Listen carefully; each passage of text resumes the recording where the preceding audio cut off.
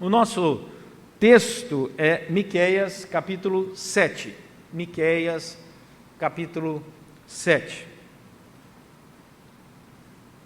Como a nossa igreja já está vazia hoje, agora à noite, os pastores podem pregar sem máscara, o que traz para nós um tremendo alívio e alegria, O pessoal do louvor está bem longe ali, não tem problema nenhum. Então, Miqueias, capítulo 7 é o nosso texto.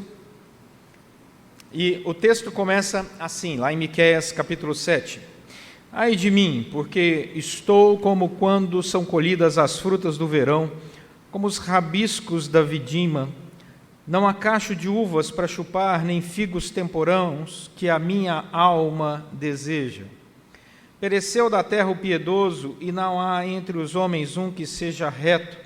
Todos espreitam para derramarem sangue. Cada um caça seu irmão com rede. As suas mãos estão sobre o mal e o fazem diligentemente.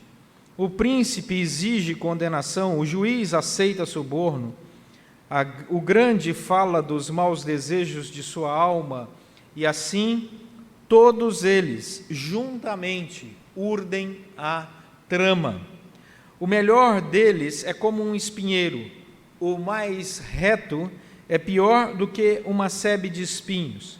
É chegado o dia anunciado por tuas sentinelas, o dia do teu castigo.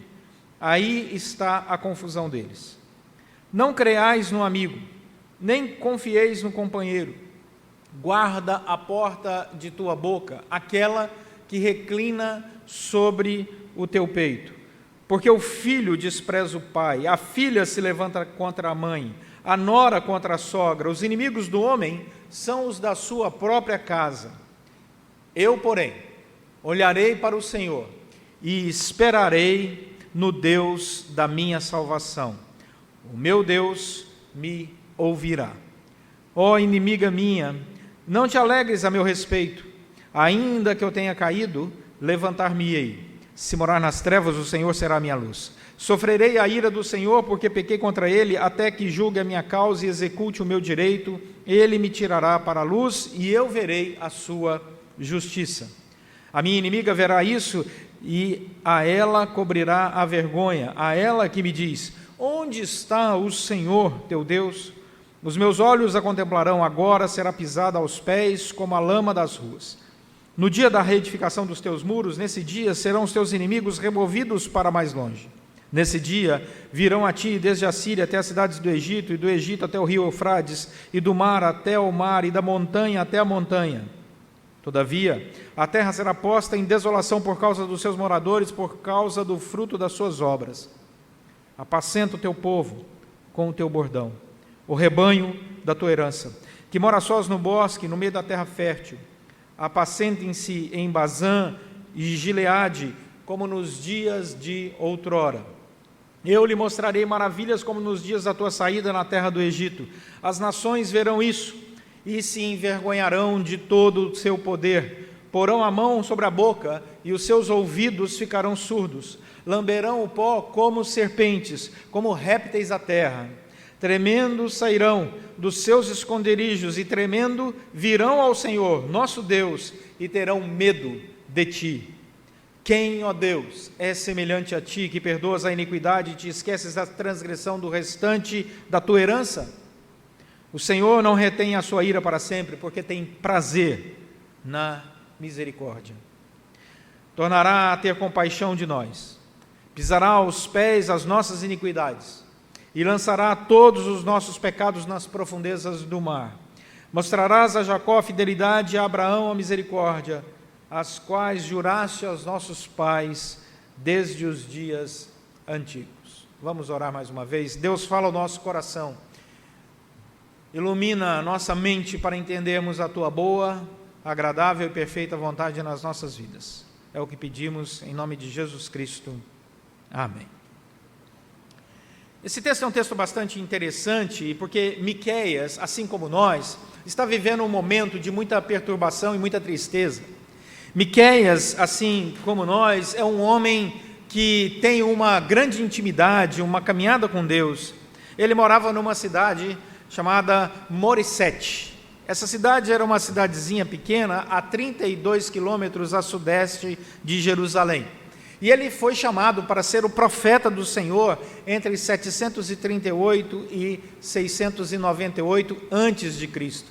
Portanto, ele está, no momento, profetizando aquilo que iria acontecer de maneira muito imediata, a queda do Reino do Norte, e que em breve aconteceria também com a queda do Reino do Sul. Mas Miqueias, ele recebe a profecia do Senhor, trazendo ao coração dele a alegria pela manifestação da misericórdia de Deus. Se você olhar aí o capítulo 5, versículo 2, você vai ver que Miqueias foi aquele que anunciou a vinda de Jesus Cristo. Miqueias 5:2 diz: "E tu, Belém Efrata, pequena demais para figurar com o grupo de milhares de Judá, de ti me sairá o que há de reinar em Israel." Ele começa a falar, a anunciar a vinda de Cristo Jesus. Ele fala sobre o poder de Deus. Ele olha para a sociedade, vê a sociedade corrompida, vê tudo aquilo que tirava do coração dele a alegria, mas ao mesmo tempo ele contempla a salvação e a bênção de Deus, e ele anuncia a misericórdia do Senhor. É exatamente o que nós estamos vivendo hoje, o contexto da vida de Miqueias. Nós vivemos hoje um ambiente em que, para todos os lados que nós olhamos, nós percebemos a corrupção, a miséria, a falta de esperança. E era exatamente esse mesmo clima que estava aqui vivendo Miqueias. Se você olhar o capítulo 6, o contexto do texto que nós acabamos de ler, você perceberá no coração desse homem, verso 10 em diante, que o ímpio é que está reinando, o ímpio é que está indo muito bem, o ímpio é que anda tranquilamente pela rua, e ele diz: essa situação não pode perdurar, porque essa não é a vontade de Deus. E ele sabe que o ímpio que vive assim, vive na realidade com um grande vazio existencial. E aí ele diz: não adianta você olhar para essas referências laterais de uma falsa alegria, porque elas são vazias em si mesmo. E aí ele diz uma frase que é libertadora para todos nós. Ele aponta o caminho no versículo 7 e diz: enquanto eu olho para toda essa corrupção ao meu redor, eu percebo que isso só traz tristeza ao meu coração, porque é sofrimento, é injustiça e é corrupção. E eu olho até para aquilo que é mais básico, ou seja, para a alegria do alimento, e nem nisso encontro mais alegria. O versículo 3, ele diz que o príncipe é corrupto, o juiz é corrupto, os grandes da época eram corruptos. Percebe que o paralelo é muito evidente com o que nós vivemos hoje no mundo. Ele diz no versículo 2, que pereceu na terra o piedoso, e não há entre os homens um que seja reto. Daí, versículo 7, ao olhar para esse contexto de miséria, de decepção, de tristeza, ele faz um compromisso com a alma dele. Ele faz uma declaração de fé, e essa declaração de fé é importante para todos nós. Ele diz: eu, porém, olharei para o Senhor. Os meus olhos não estarão mais na miséria humana, os meus olhos não estarão mais nessa referência de corrupção, os meus olhos não estarão mais no desespero. Eu olharei para o Senhor.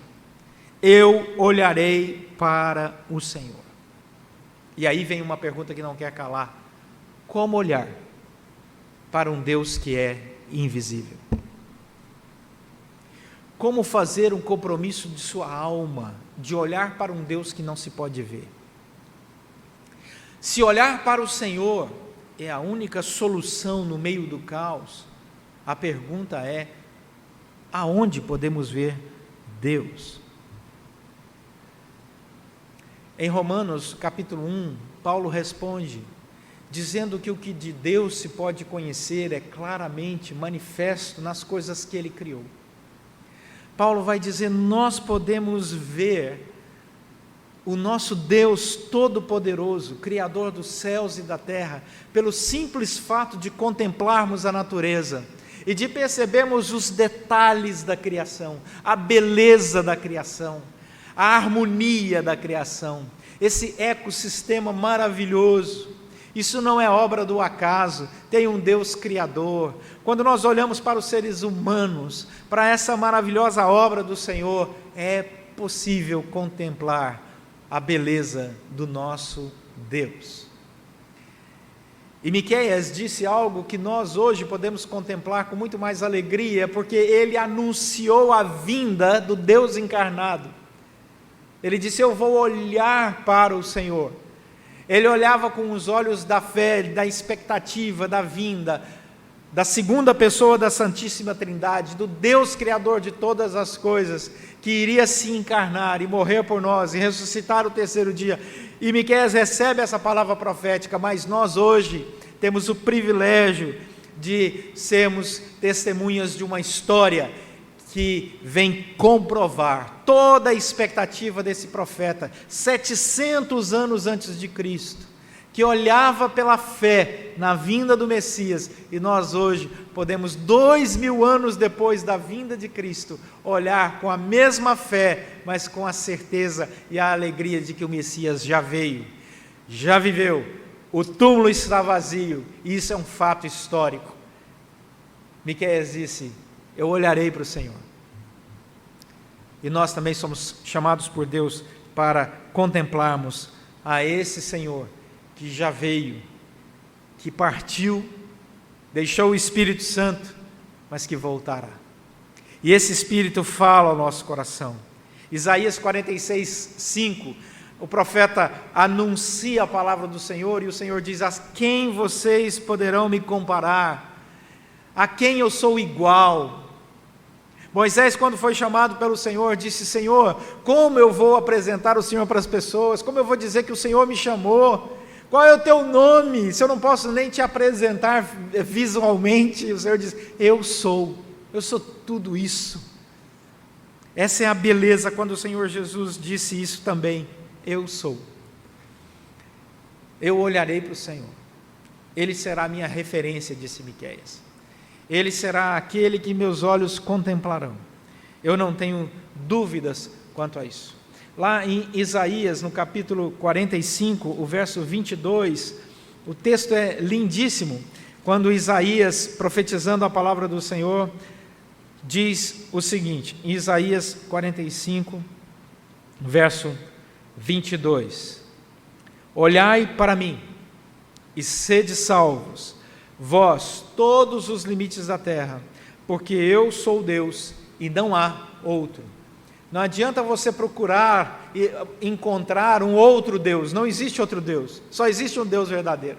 Não adianta seus olhos tentarem olhar para a natureza e deificar a natureza, olhar para o sol e deificar o sol, isso já foi feito pela humanidade e não deu certo. Não adianta inventar um grande Deus, isso já foi tentado pela humanidade e não deu certo. Os grandes deuses gregos, os grandes deuses romanos, os grandes deuses egípcios caíram por terra, acabou tudo, não restou nenhum, só existem ruínas de uma ilusão, de um mito.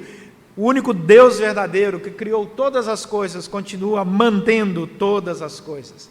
Hebreus capítulo 12, verso 2 diz que Ele é o autor e o consumador da nossa fé, o autor e o consumador da nossa fé. E Miqueias diz: eu vou olhar para esse Deus, eu não vou ter como referência todo esse estado de corrupção ao meu redor, eu não vou deixar me abater, porque pereceu na terra o piedoso, eu não vou deixar me abater, porque quando eu olho para governos, quando eu olho para juízes, quando eu olho para os grandes, eu percebo a pecaminosidade. Eu tenho certeza que Deus me escuta, e é isso que ele diz no versículo 7. Eu, porém, olharei para o Senhor e esperarei no Deus da minha salvação. O meu Deus me ouvirá. Perceba, ele olha, ele espera, e ele tem certeza que Deus irá ouvi-lo. É uma fé completa, é uma fé segura, é uma fé que não duvida da intervenção de Deus e da presença de Deus. E ele pode dizer isso de maneira muito clara, porque no versículo 8, ele vai dizer que Deus iluminou o caminho dele. E ele diz no versículo 8, o Senhor será a minha luz. O Senhor não permite que o cristão ande no meio das trevas, que seja enganado por falácias. O Senhor não permite que o cristão seja conduzido a um caminho aonde ele não perceba a presença de Deus. Quanto mais íntimo do Senhor, mais perceptível é a presença do Senhor. Tem um relato muito interessante que eu gosto muito, que está em 2 Reis, e é um texto riquíssimo, um texto lindíssimo. É um texto que fala sobre o profeta Eliseu. E o rei sírio se levantou contra Israel. E Eliseu era o profeta de Israel. E todas as vezes que o rei sírio tentava organizar o exército e criar uma emboscada para pegar o povo de Deus, Eliseu ia lá e avisava o rei de Israel, dizia: olha, o rei sírio está querendo armar emboscada em tal região. E assim Israel não caía nas armadilhas do exército sírio. E o rei da Síria ficou tão indignado com isso, que chamou seus oficiais e disse para eles o seguinte: tem alguém aqui que está sendo um espião, que está contando para Israel os nossos planos. Aí os oficiais disseram para ele: olha, rei, deixa eu dizer uma coisa para você, há um homem de Deus lá em Israel, o nome dele é Eliseu, e ele é quem avisa a Israel os seus projetos. Então o rei sírio prepara um exército para ir matar Eliseu. E Eliseu está ali orando com o seu secretário, caminhando a sua vida cristã, quando eis que chega o exército sírio e cerca a cidade aonde Eliseu estava. Isso é 2 Reis capítulo 6.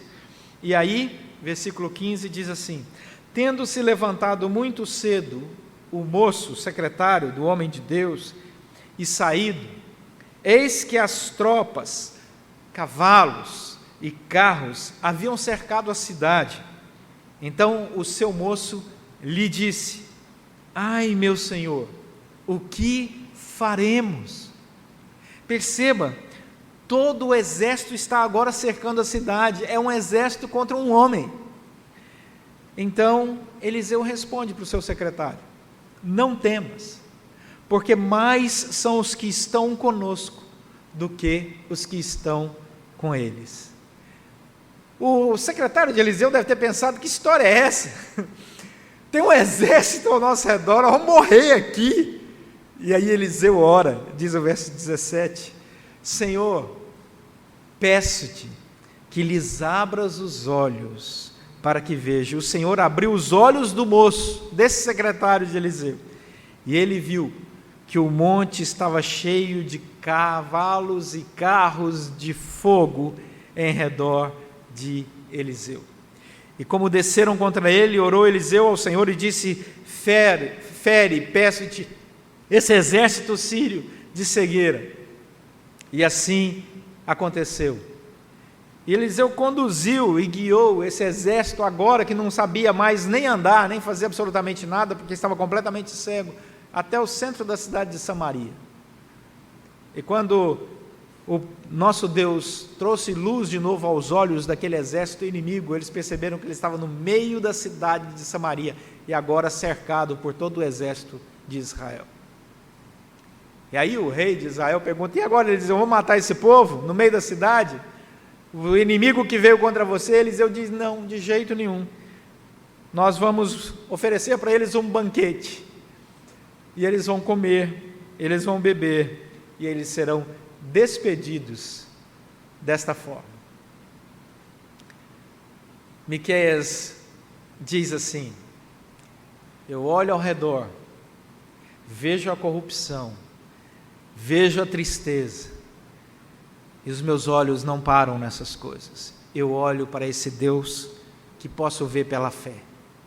Eu tenho um compromisso com minha alma, olharei para o Senhor, vou esperar no Senhor, porque eu sei que o Senhor responde às orações do seu povo, como respondeu a Eliseu e a todos os homens e mulheres que ao longo de todo o Antigo Testamento e Novo Testamento buscaram a presença do Senhor, porque o Senhor é luz, o Senhor indica o caminho, porque Deus é aquilo que só Ele pode ser, além de ser todo-poderoso, além de ser o Salvador. Diz o versículo 14 que Miqueias reconhece a Deus, Miqueias 7,14, como pastor.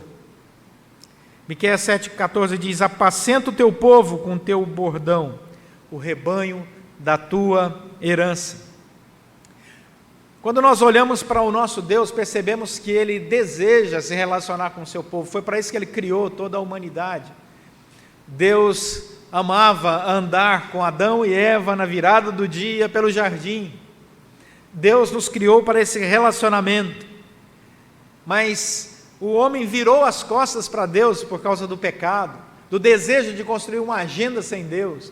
E o caminho foi da corrupção, da miséria, da morte, do que estamos vendo aí, da violência, de tantos frutos ruins do distanciamento dessa sociedade com o nosso Deus.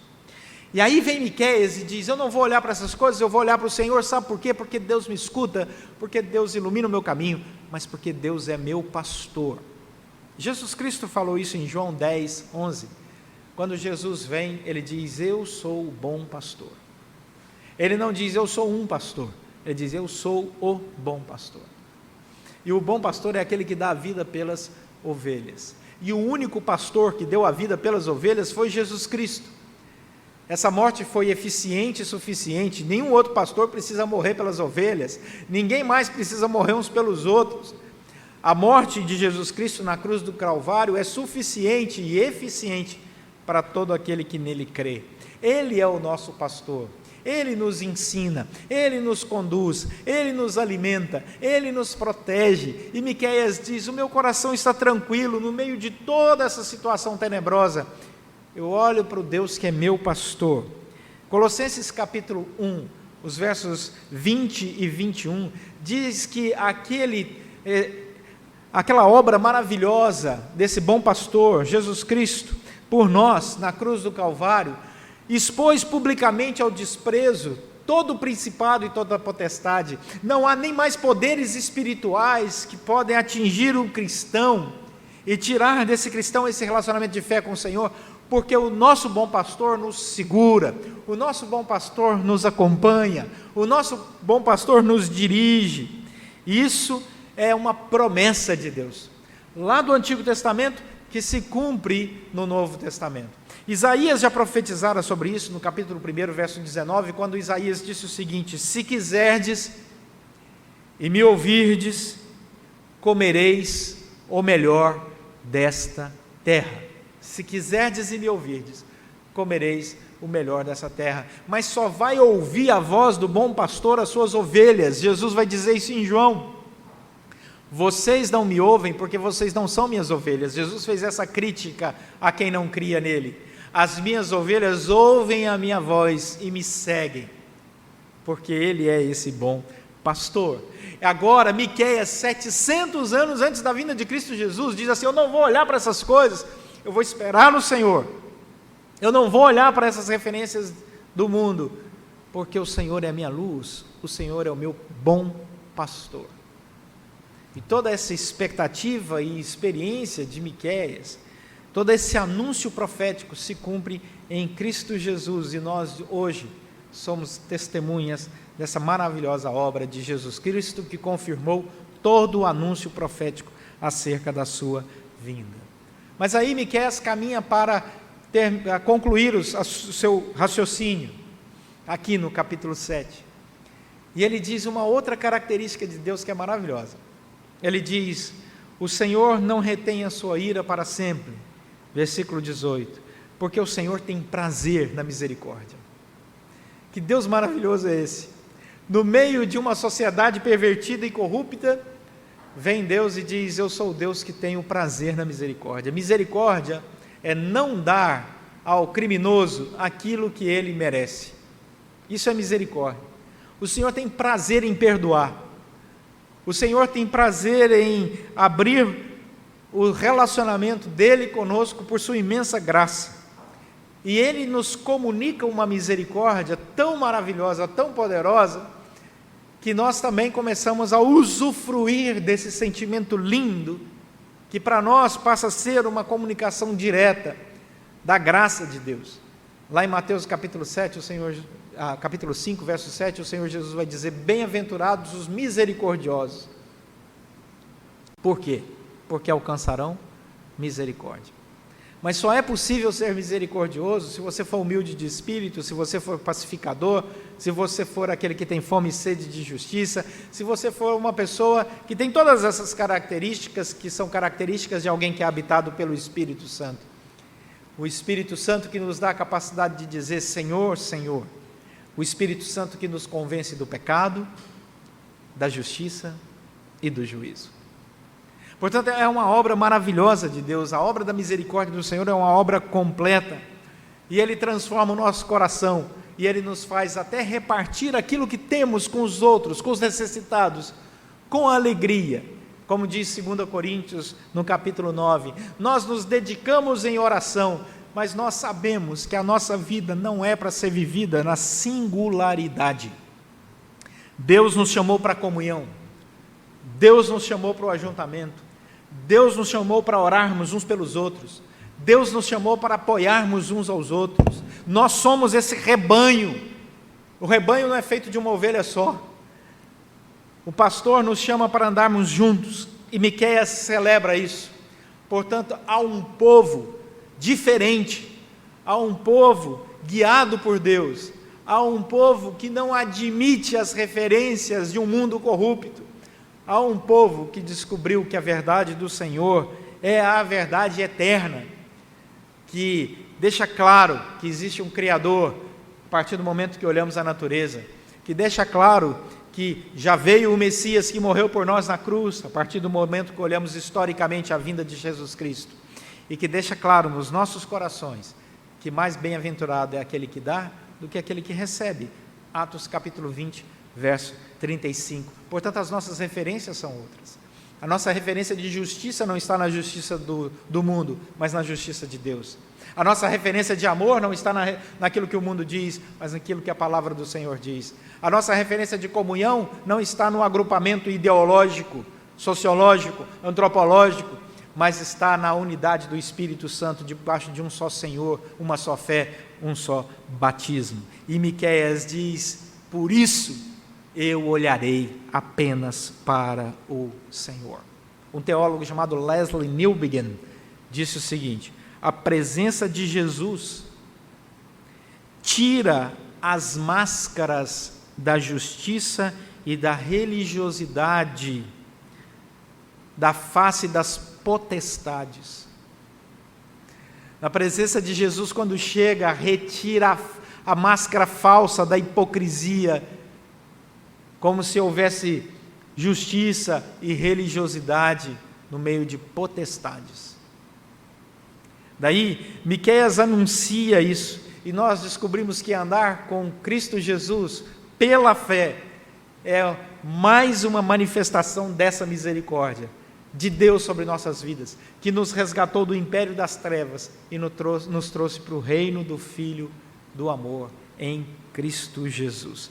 Deus sonda nossas mentes e nossos corações, Deus conhece e discerne os nossos propósitos, Deus sabe o quanto nós desejamos buscá-lo cada vez mais, e por sua imensa graça, Ele continua nos conduzindo para que os nossos olhos estejam postos somente nele, para Ele, Supremo Pastor, para a glória do nosso Deus. Daí, o versículo 7 deve ser para nós esse versículo para levar para casa nessa noite, ou para você que já está em casa, para guardar aí na sua casa. No meio dessa corrupção, no meio dessa tristeza, no meio dessa miséria, olhe para o Senhor, faça como Miqueias, confie no Deus que é o supremo bom pastor. Ele te ouve, Ele te responde, Ele te guia. Ele tem feito isso ao longo de toda a história, para todo aquele que busca em espírito e em verdade.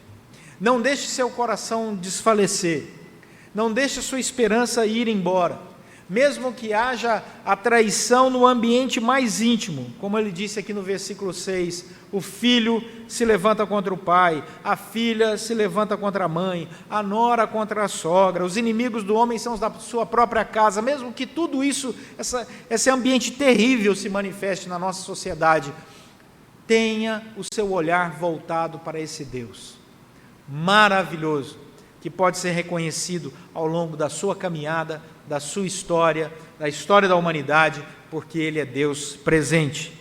Como diz a palavra do Senhor, Ele é Emanuel. E quando Jesus terminou o Evangelho, Ele disse: e eu estarei convosco todos os dias, até a consumação dos séculos. Nós olhamos para o Deus que não nos desampara e não andamos sozinhos. Portanto, confie no Senhor, descanse o seu coração e continue olhando para Ele. Vamos orar. Quero convidar você a fechar os seus olhos e a falar com Deus agora em oração. Eu não sei como está a sua vida, Deus sabe, mas uma coisa eu sei: a palavra de Deus é eterna, e a palavra do Senhor diz: olhe para o Senhor. Ore todos os dias, leia a palavra, reconheça Deus em seus caminhos, porque isso trará ao seu coração imensa alegria e segurança, fé e paz. Vamos orar. Senhor nosso Deus e Pai, muito obrigado pelo privilégio de estarmos juntos, mais uma vez, conectados, acima de tudo, pela obra do Teu Santo Espírito. Que todos os dias, ó Deus, os nossos olhos, a nossa fé, esteja sempre firmada no Senhor, nosso supremo e bom pastor.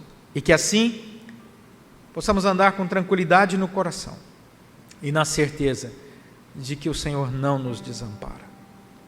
Nós oramos agradecidos pelo Teu imenso amor. Em nome de Jesus Cristo, nosso Senhor e Salvador, rogamos a Tua proteção, sustento e graça. Em nome de Jesus Cristo. Amém.